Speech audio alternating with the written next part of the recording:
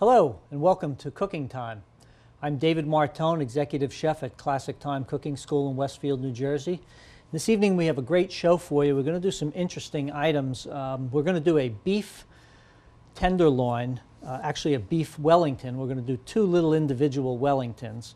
And we're also going to show you how to make some fresh mozzarella. And we're going to make a wonderful, wonderful first course with some fresh mozzarella, some sauteed eggplant, a little bit of roasted pepper. We'll talk about roasting a pepper, and some fabulous oil and vinegar on top. Just a very simple, classic Italian dish.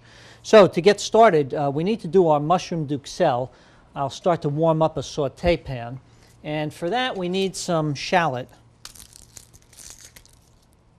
Just want to peel this shallot down.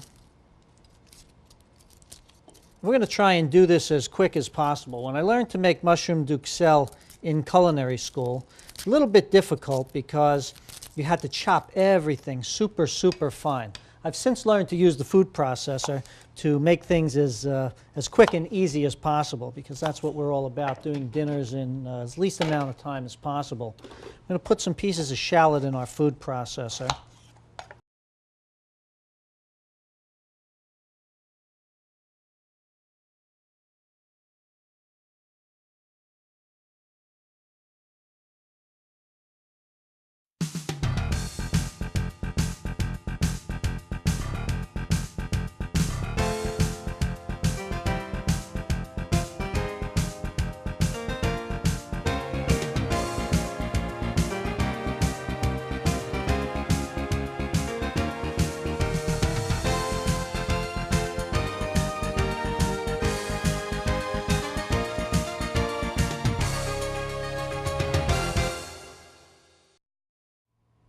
Hello and welcome to Cooking Time.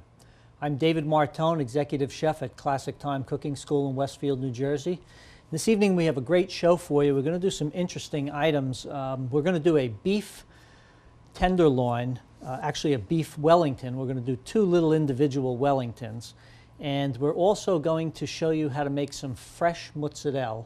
And we're going to make a wonderful, wonderful first course with some fresh mozzarella, some sauteed eggplant, a little bit of roasted pepper. We'll talk about roasting a pepper, and some fabulous oil and vinegar on top. Just a very simple, classic Italian dish. So to get started, we need to do our mushroom duxelle. I'll start to warm up a saute pan. And for that, we need some shallot.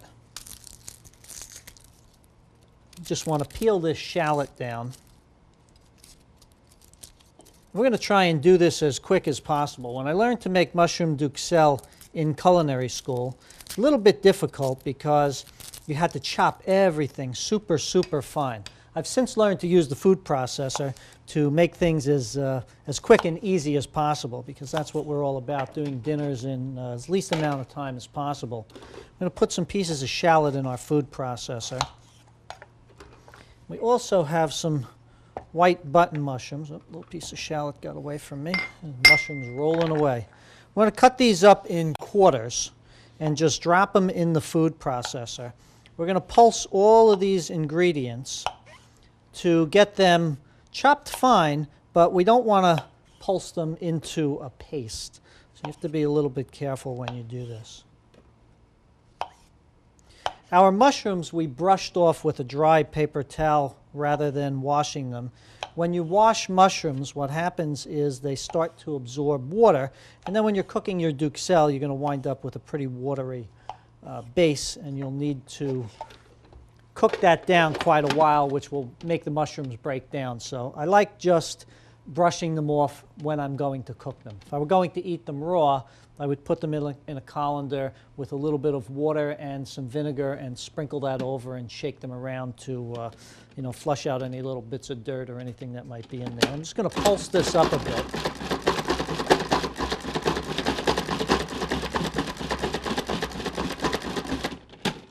Mushrooms and shallots are chopped nicely. I'm going to put a little bit of olive oil in our pan here. I'm using regular olive oil as opposed to extra virgin olive oil. Just spread that around our pan and put our mushroom and our shallot in here. Okay. We don't need that for now. And we'll get that sauteing. While that's happening, I'm going to jump back to that first course and talk about two different components of that first course. We're going to roast a pepper, and I'll show you how to do that in a little bit. But first, I want to take our eggplant, and as this starts to sizzle, I'm just going to, every once in a while, give it a little flip around. But I want to take our eggplant and peel down our eggplant. This particular dish, we're going to peel the eggplant. A lot of other times I cut eggplant and leave the skin on it, but since this is going to be fully exposed in nice slices after we saute it, I want it as clean as possible. My grandmother used to saute eggplant and just serve it as a side dish. Simple sauteed eggplant with regular olive oil. When it was all done, she would take and sprinkle a little salt and pepper. And my grandmother never salted eggplant before. She always told me if you get a bitter eggplant, it's going to be a bitter eggplant. So I'll trust what Grandma said, and we'll do the same thing. Just going to cut off the end of that eggplant, and then I want to make some nice slices of that.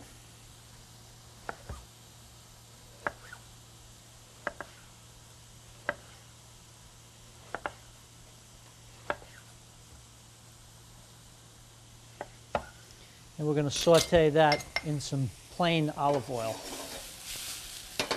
Barb, could you put that fan on for me?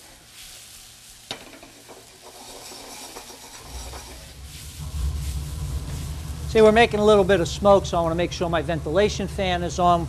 Last thing I want to do is to smell up the whole house like whatever it happens to be that I'm cooking. Not that it's not wonderful, but nevertheless, these smells will linger in fabric surfaces in your home. I'm going to sprinkle a little bit of salt and some fresh cracked pepper, a little bit of fresh lemon juice, and I see I've got a little bit of seed there. We'll get that out. And last but not least, a tiny splash of some vermouth or a little white wine. It's really to get this mixture sizzling so that it creates steam. It forces the mushrooms to cook quickly and release their liquid. Once the liquid's released in the mushrooms, then we'll cook this down and dry it up a bit. Okay, I'm going to put another saute pan on, another tiny bit of olive oil, and we need to prepare our beef. A little bit of salt, and I am using kosher salt, fresh cracked pepper. Just flip these over. Salt and pepper the other side.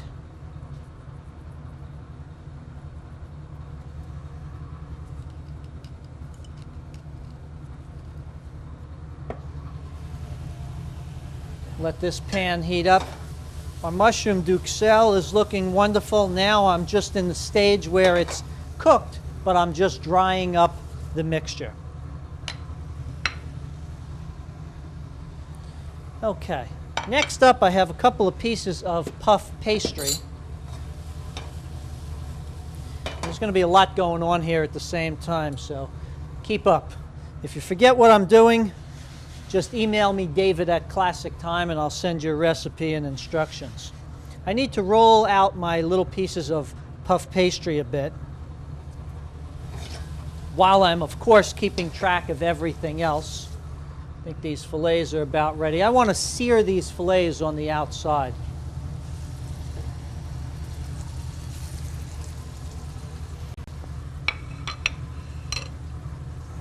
In the meantime, we'll start rolling out our puff pastry.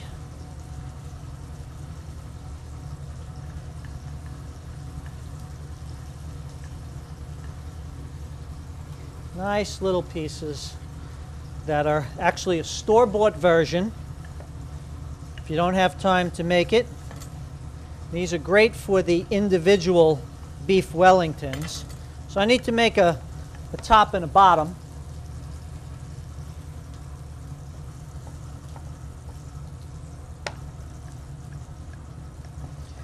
Never want to over roll these because you'll squeeze out the butter, especially if you're doing this when they're warm.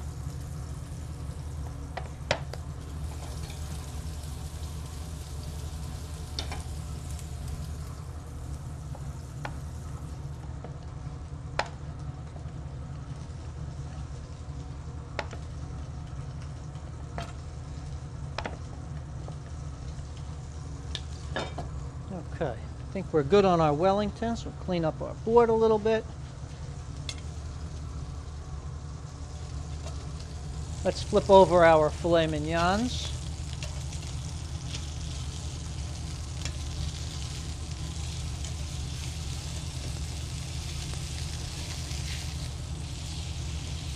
Getting them nice and brown.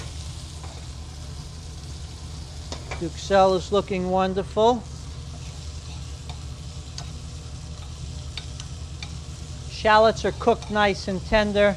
Mushrooms have released their liquid and yet have dried back up.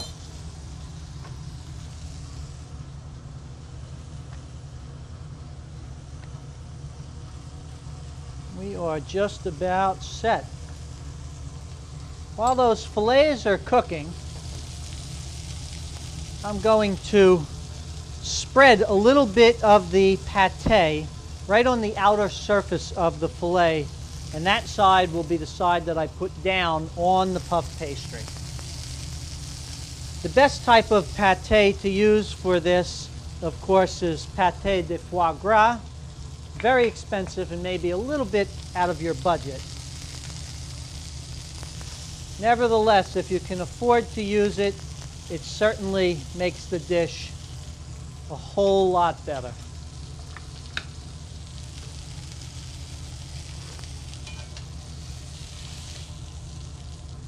Okay. I want to just flip these fillets over.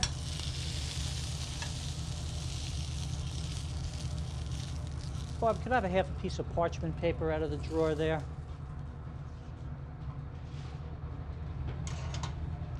We'll leave this fan running for a sec so that we can clear whatever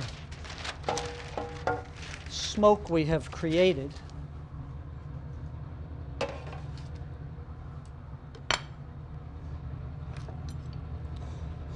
Now, if you don't like pâté, don't stress over this recipe. Just don't put it in.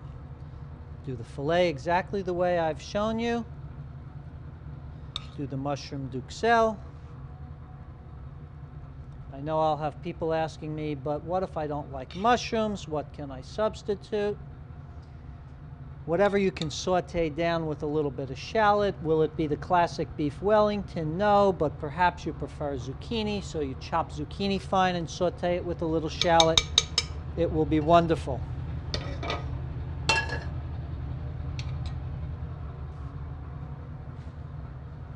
Now we take our other piece of puff pastry and we are going to rub a tiny bit of olive oil all around the edge. You can use an egg wash also, but because I didn't pull out an egg, I'm just going to put a tiny bit of olive oil. What I'm trying to do is create a little bit of moisture here so that I can glue one side to the other.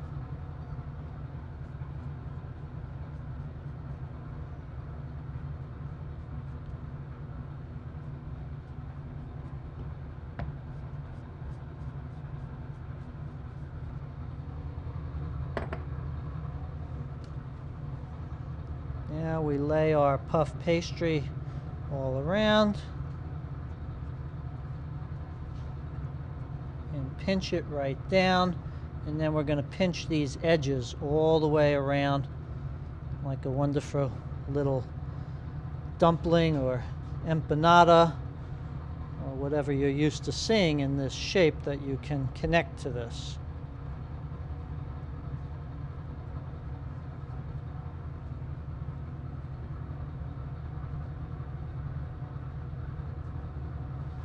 There's one. Stretching this out just a tiny bit more.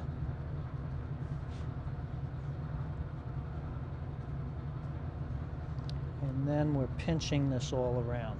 You can roll these out a little bit bigger and get fancy and cut them with a nice cutter that leaves a little scalloped edge. But sometimes I like to leave things a little bit rustic. Gives that more country feel to it. Barb, we can shut down that fan, I think. And there are our little Wellingtons. So now we're going to place them on a sheet with parchment paper. Clean off our surface a little bit. And we're going to pop these right in the oven. I've got a preheated oven.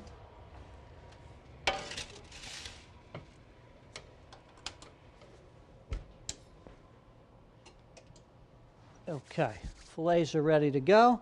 And now we're going to work on our eggplant. I'm done with this. Need a dish for our eggplant. A little more olive oil, and again, I can't say this enough, I'm sauteing with regular olive oil.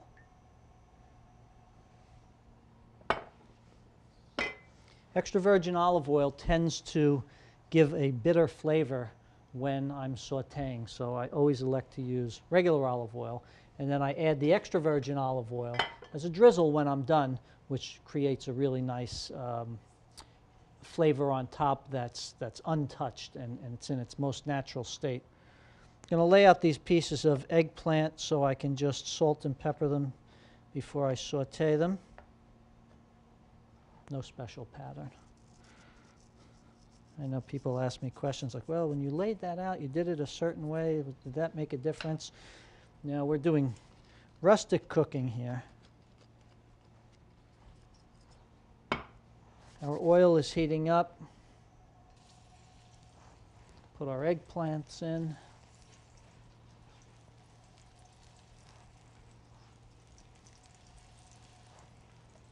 Put these off here.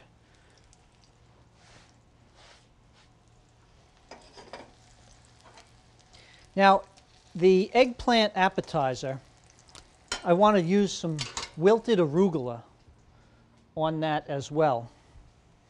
Now, because I'm sauteing my eggplant for the same dish, there's no reason why I can't use this same saute pan for my arugula. If I see my eggplant sucking up the olive oil, I'm just simply going to add a tiny bit more. It's always easier to add it than to take it out if you are swimming in it.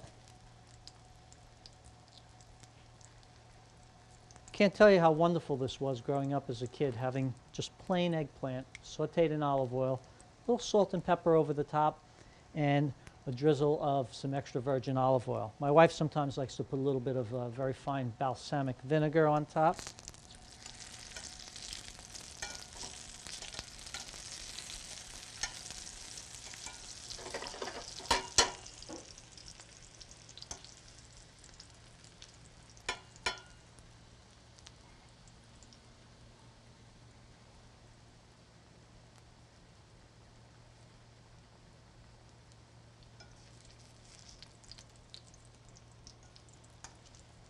Okay, these are looking about done.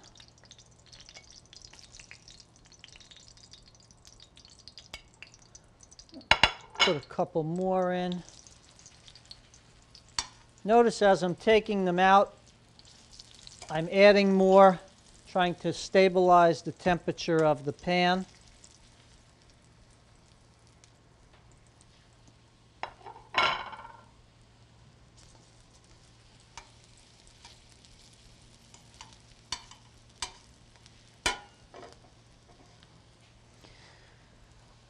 The surprise for this class is that when I'm done with this, I'm going to make some fresh mozzarella. Not entirely from scratch because we have the curd already made. But mozzarella has always been a big mystery to people, and we'd like to help to unlock that mystery a bit and show you just how it's done in the Italian stores. There's a real style in doing it. And different places make different shapes, but for the most part, you can usually always find the loaf and the braid. Braid is a little bit more challenging to do. Same flavor, and when you buy fresh mozzarella, it's unsalted, so they'll ask you if you'd like it salted.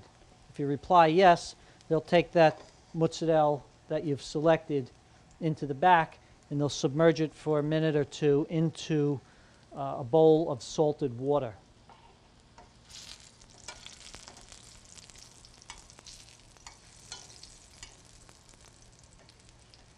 Okay, I think we're looking good here for our eggplant.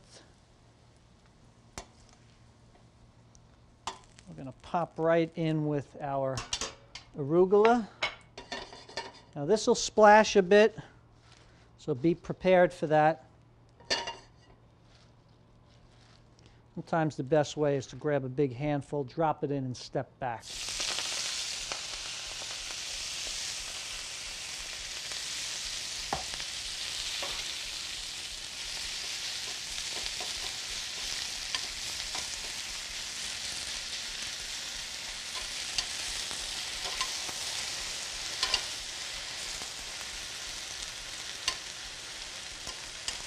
We are just wilting this down a bit. A little sprinkle of salt and pepper.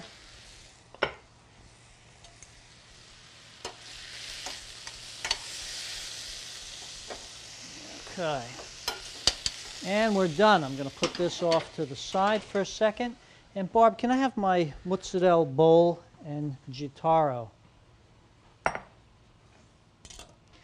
The gittaro that I'm using is a piece of equipment that has been in my family for over 100 years, and that is this. Now, I'm taking this gittaro and taking the mozzarella curd, which I'm going to place on top. I'm going to just break this mozzarella curd into a couple of pieces so that I can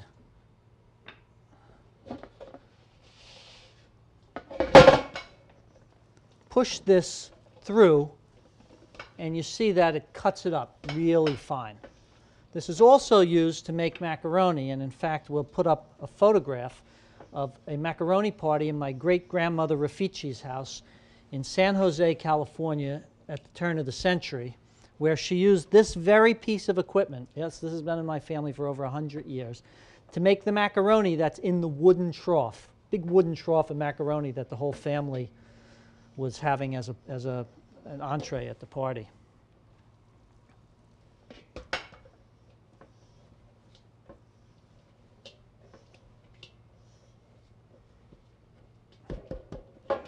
Okay, once we're done with the gittaro, thanks, Bob. Here's where it gets tricky. I need my paddle. I'm smelling beef Wellington, so I figured it might be time to take a peek. And these are perfectly browned. I'm going to take them out and just set them aside for a minute. We need our paddle, and we need some almost boiling hot water.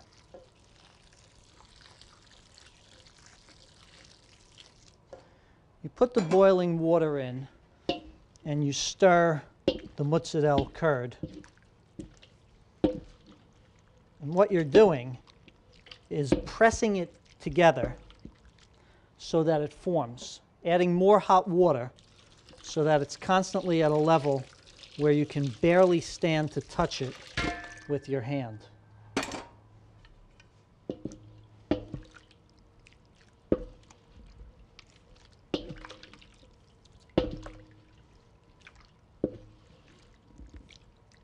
What you're doing is you're taking this curd and you're separating a bit more whey out of the curd. That's why you need this water just about the point where it's going to scald your hand. And we're not talking the average hand. So if you've ever seen these old Italian cooks, they have hands like iron. See, this is coming back all together now. And you're just massaging it so that it gets nice and smooth.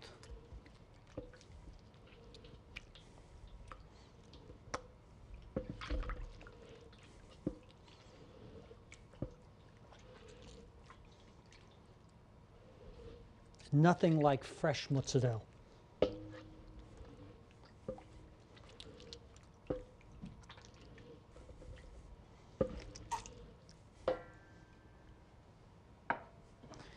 I'm just going to work this with 2 hands.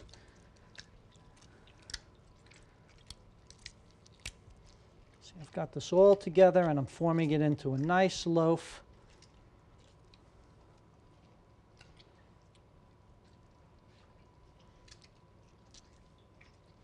Then we're going to turn it solid. Barb, could you take this bowl for me? Thanks. That's my mozzarella bowl. Now that I've got it formed in a nice loaf, I've got some cool water that I'll just drop it in, and that helps to set that fresh mozzarella.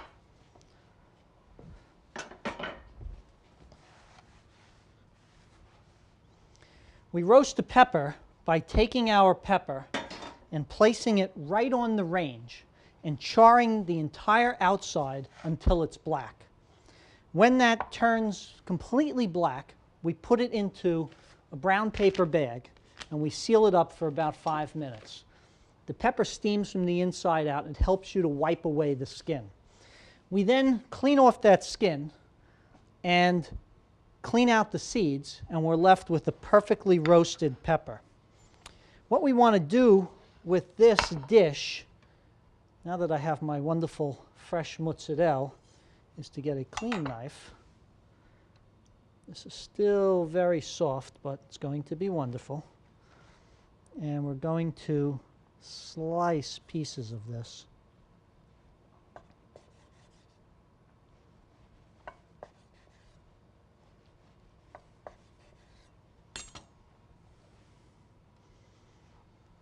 Going to take my eggplant back off of that dish, not worrying about the wonderful oil that's in there because it's all from my eggplant. Take my arugula,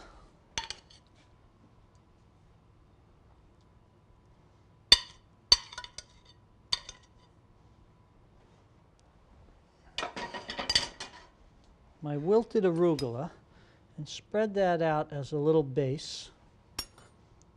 Going to put my wonderful pieces of fresh mozzarella and then drape my pieces of eggplant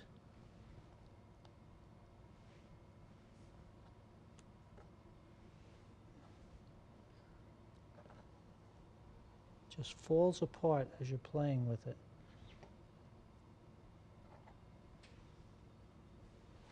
Now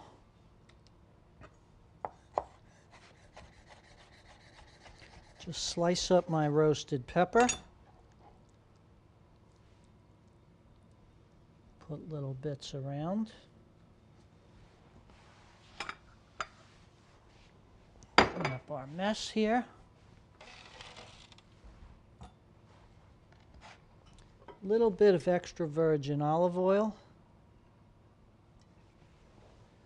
and just a tiny splash of some wonderful balsamic vinegar. That's our wonderful appetizer. Let me get one of our beef Wellingtons.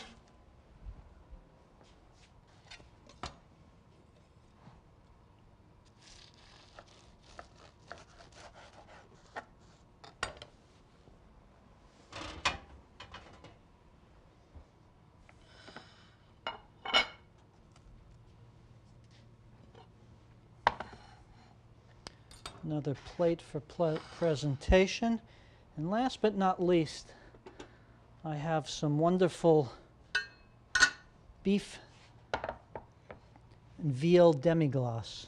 And just take a look at how wonderful that is. Nice and pink in the center. And I put a tiny bit of our demi-glace in the center. We have wonderful beef Wellington and our fresh mozzarella, sauteed eggplant, freshly roasted pepper with the wilted arugula. Bon appetit, happy cooking. This is David Martone, Executive Chef at Classic Thyme. Thank you for tuning in to Cooking Time.